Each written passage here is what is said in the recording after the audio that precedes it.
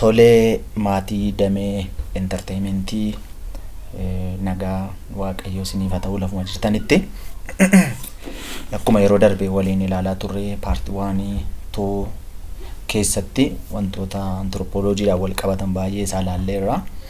Har'a immoo paartii 3 anthropology walii wajjin ilaallaa. Sana dura garuu YouTube kanaaf haaraa kan taatan subscribe godhaa, like share godhaati, ijoollee hiriyoota keessan bira akka ga'u adaraa isiniin jedha. Har'a immoo wantan isinii qabadhee dhufee scope fi subject matter of anthropology kan jedhudha. Anthropology scope isaa maal fakkaata, subject matter in anthropology maayinni eessarratti xiyyeeffata isa jedhudha bal'inaani. Kana walii wajjin ilaallaa. Yeroo gaarii qabaadha. Iddoo kanatti scope of anthropology jechuun anthropology'n area kami kan inni focus gochuu danda'u, waa'ee maaliiti immoo kan inni qorachuu danda'u, yoomi timing isaa immoo yoomi. As keessatti scope gaafa laallu wantoota gurguddaa sadiin isinitti hima. Inni jalqabaa area coverage'dha. Area coverage jechuun naannoo kamirratti kan inni focus godhu, arkitikidha moo deezertiidha, megapoliidha moo hunting and gatheringidha, warra kami hawaasa kami kan jedhu. Kanaafuu hunting and gathering isin qorata, warra megapolii ta'anis akkuma kana immoo arkitikii naannoo arkitik kan jiraatan, naannoo deezertii kan jiraatan hawaasa kamiin iyyuu qorachuu danda'a. Inni lammaffaan immoo issue coverage immoo all aspects of human being, waan hawaasa kana ilaallatu hundumaa qayyabachuu danda'a anthropology.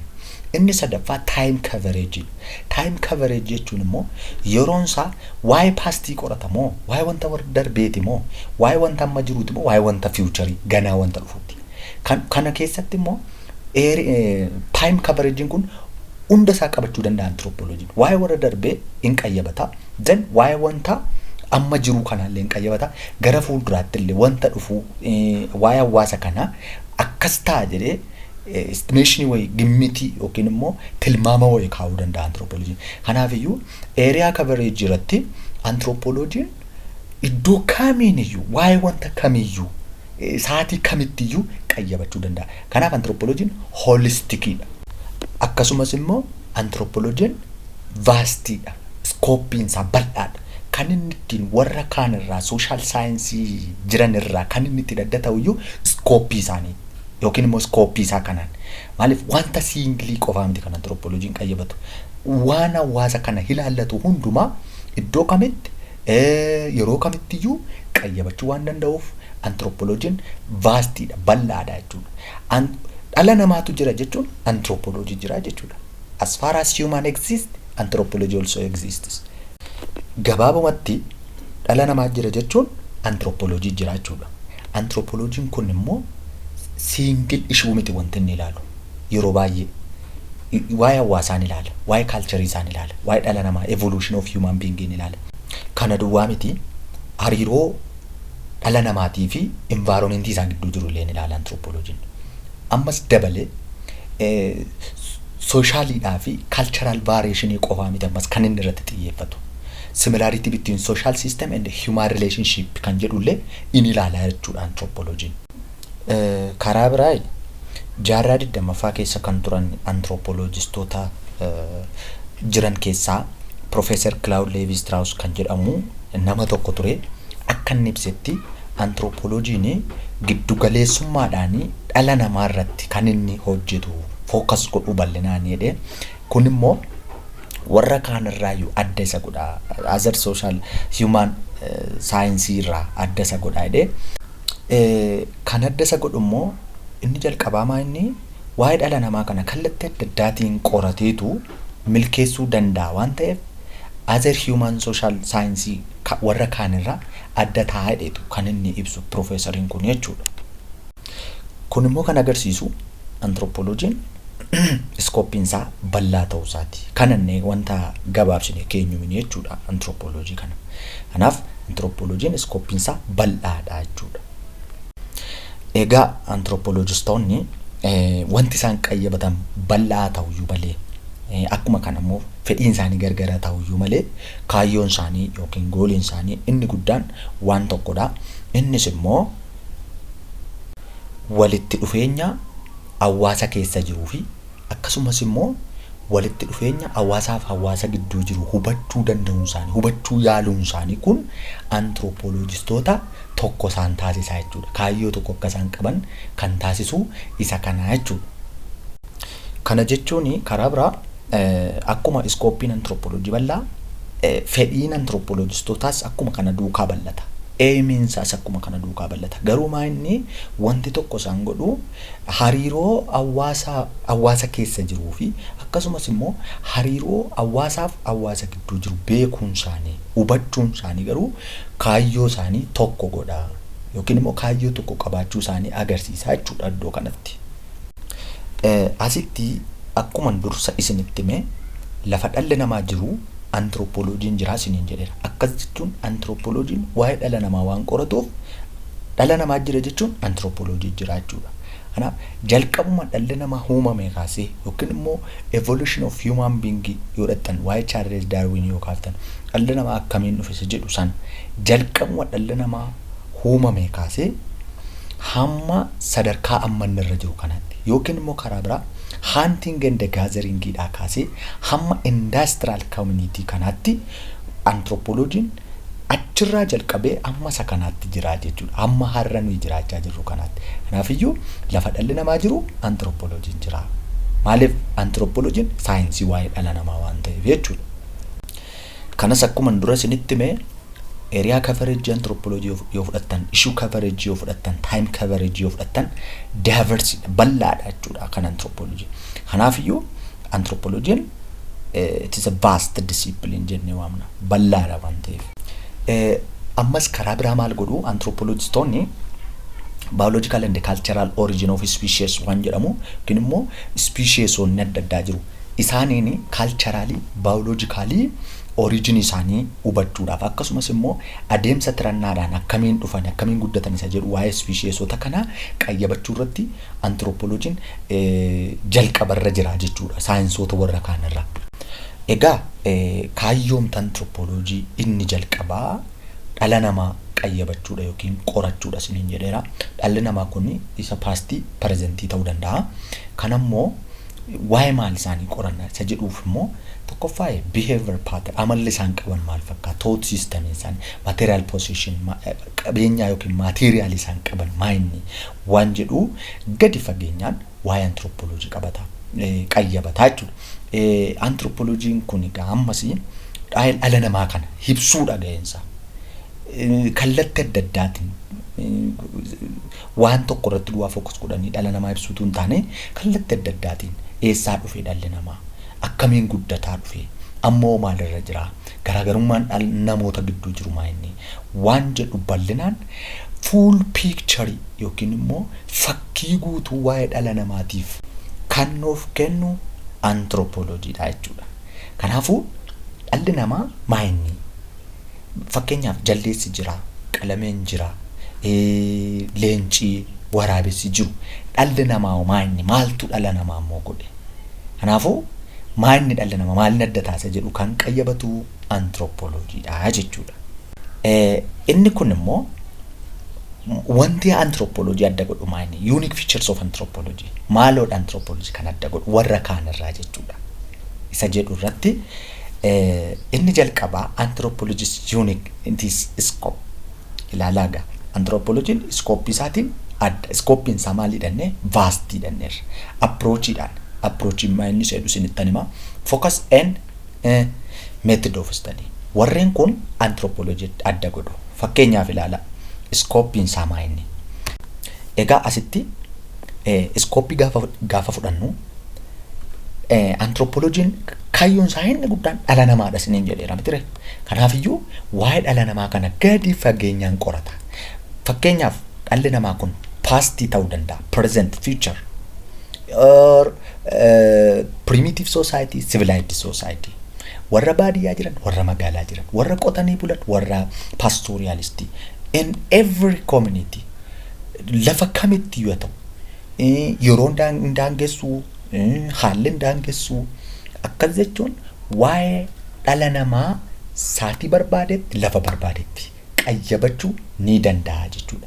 Even iskooppiin kun maal of keessatti qabata? Phenotype character, like fakkeenyaa fi family lives, maatii ta'uu danda'a, gaa'ela ta'uu danda'a, political system ta'uu danda'a, economy ta'uu danda'a, technology, belief system, health care system, personality. Warreen kun hundumti isaa iskooppii anthropology keessa jiru jechuudha. Kanaaf no time and place to remote the escape the anthropologist's attention.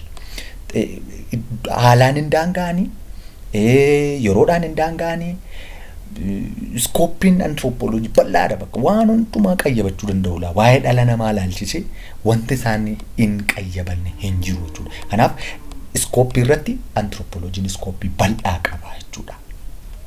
Kanaan warra kaanirraa adda ta'a jechuudha anthropologiin.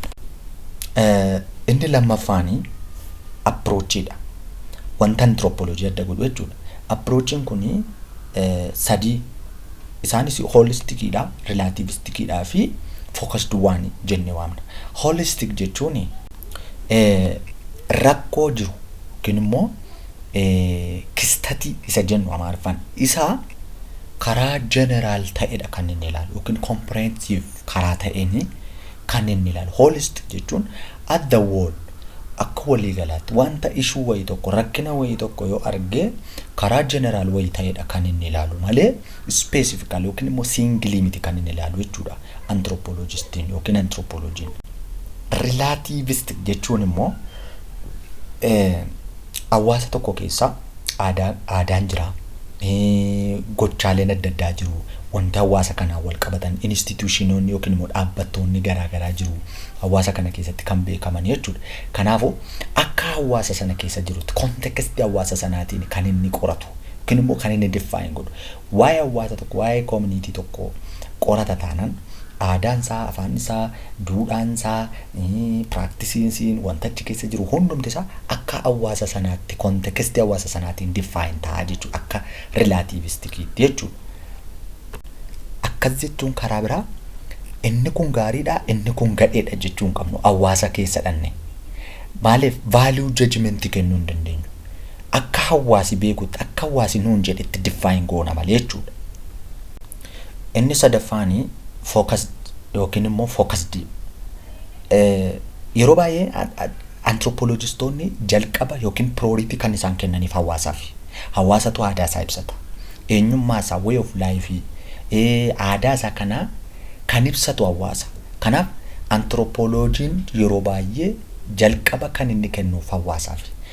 Kun immoo karaa biraa gaafa ibsinu insiders view enna. Insiders view jechuun immoo how community perceive their culture or how they are perceived, understand their culture. Akkamiin hawaasi aadaa isaanii hubataa jiru, fudhataa jiru isa jedhu hawaasatu ofii isaatii ibsata malee qaamni biraa tokko alaa dhufee waa'ee aadaa sanaa ibsuu hin danda'u jechuudha. Fakkeenyaaf ani Gambeellaa deemee aadaa isaanii, afaan isaanii, waa'ee isaanii qayyabachuu yoon deeme, research hojjechuu yoon deeme, ani dhaqee achi gaafan ga'u isaaniifan jalqaba kenna. Isaantu natti hima malee ana miti. Yoo anatu ibsa ta'e outsiders view jenna.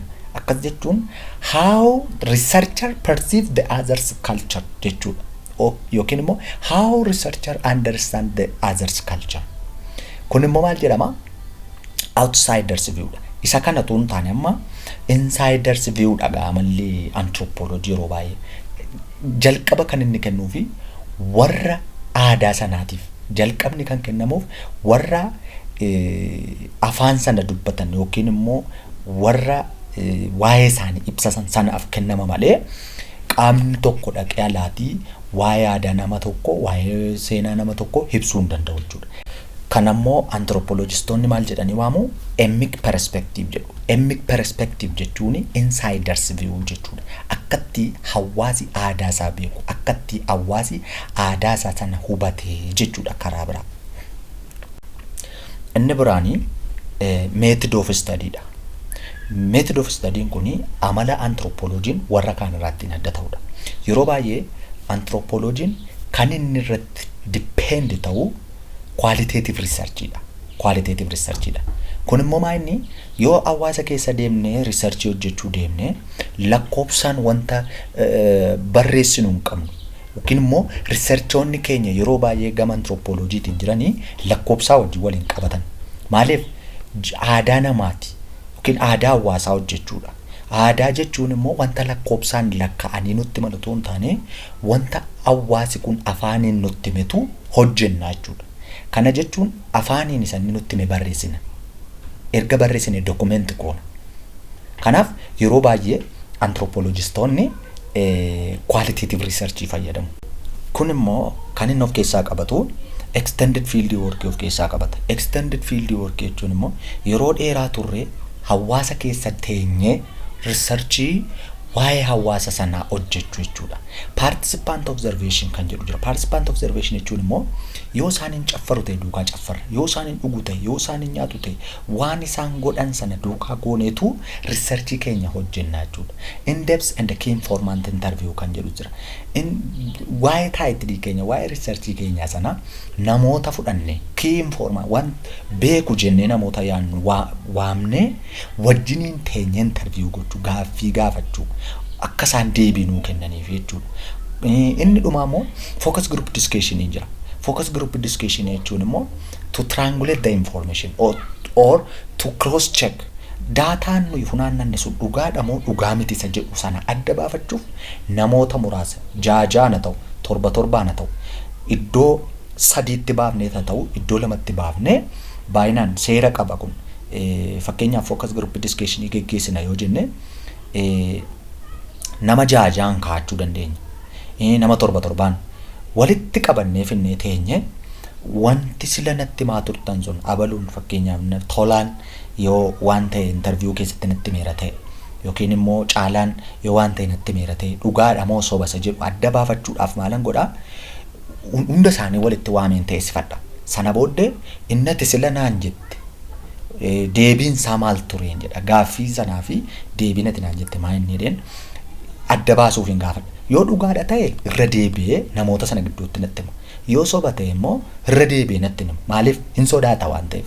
Yeroo sana warri isa bukkee ta'an sun immoo waa'ee wanta sanaa inni beeku namoota sana keessaa natti himuu danda'a jechuudha. Kanaaf focus group discussion immoo kan nuyi fayyadamnuu fi cross check gochuudhaaf daataan nuyi funaannataa oolle dhugaadha moo soba isa jedhu adda baafachuuf. Kanaafuu meetodoonni kuni anthropology adda godhu jechuudha. Egaa amma ammaatti kan ilaalle anthropology wantoota adda isa godhan fakkeenyaaf scope isaatiin adda bal'aadhanneerra. Approach isaatiin immoo holistic, relativistic and focused waan jennee qoonnee akkasumas immoo focus ilaalle then dhumarratti immoo method of research kan jedhu ilaalle kun hundumti isaa amaloota anthropology adda isaan godhanidha. Kanaaf yeroo biraa yookiin immoo yeroo taanutti kan nu ilaallu misconception about anthropology or misunderstanding about anthropology. Waa'ee anthropology ilaalchisee maaltu jira? Ilaalchi iskoolaaristoota tokko maayinni waan jedhu waliin ilaalla. Galatooma. Akkuma maleeffatame YouTube kana immoo subscribe gochuun dagatinaa, share, like godhaa hiriyoota keessan bira akka ga'u yaadaaf gaaffii kamiina ta'uu fudhachuudhaaf yoomiyyuu qophaa'uudha. Galatooma.